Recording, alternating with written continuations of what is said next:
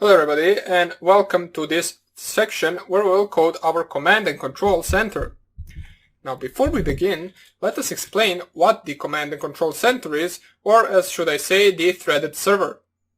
Now as you can see here I have our server code from the previous sections where we simply just got our shell back and we started executing some of the functions right after we created the socket object and right after we binded the port and listened for the incoming connections.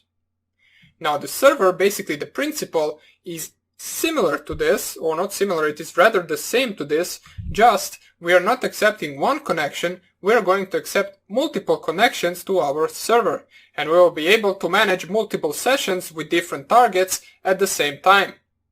What we will do is we will code a simple command control center which will have a while true loop inside a while true loop, where we will have a certain outline part where we will code the commands for the center itself, and then we will just paste the shell function from here as the inner while true loop, which will be referring to a single connection if we want to communicate with a single target at a time.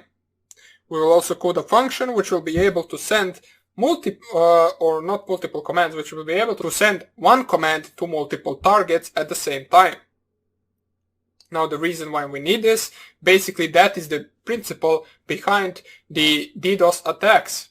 If you send to multiple targets at the same time to ping a certain target, then all of them will at the same time send packets to the target, which will make the target crash. Now the more PCs you have, the easier this will be, but for now on we are not really learning how to run a DDoS attack, since there is really no point in learning that. It is rather simple, and basically you shouldn't be doing it unless you have the permission to do so. But what we are teaching right here is how you can actually accept multiple connections to your PC. So let us see how that will look like. I have Paint right here, and you can see in our server, the first thing we do once we set up the actual socket is we actually waited for the target and IP in order to accept that. What we will do in our actual threaded server is, let's say this is our Kali Linux machine right here. Such a bad drawing, but doesn't even matter. This is our Kali Linux machine, and it takes the connection from, let's say, two different PCs at the same time. So this is PC A and this is PC B. Oops. What we will try to implement in our code is a function which will accept the connections, such as the server function from our server video.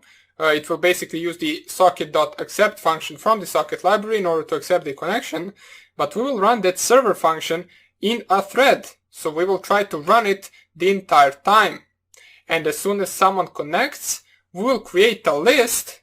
Our first list will be a list of actual socket objects, which will be a socket object from, let's say, the first one that connects is the PC A, and then the second one that connects will add to a list its socket object, which will be PC B. Then we will have a list, which we will name, for example, targets or something like that, containing these socket objects. And another list we will have in order to contain the IP address from those socket objects. So IP from the actual A PC, and the next one, once B connects, we will have the IP address and the port from the actual PCB. Now this list right here, the second one, only we need in order to determine and differentiate different targets. So we want to have their IP addresses, and we want to know from where the connection is coming from and to who are we actually connecting to.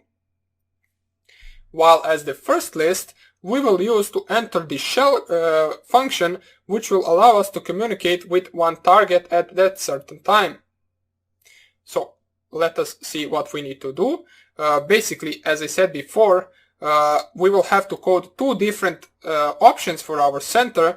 One of them will be, for example, we will call it Q, as in the previous server, but that Q function will not close the connection, it will just close the connection from the center in order to connect to a different PC. You will still be able to access that other PC even though you specified Q to close the actual shell.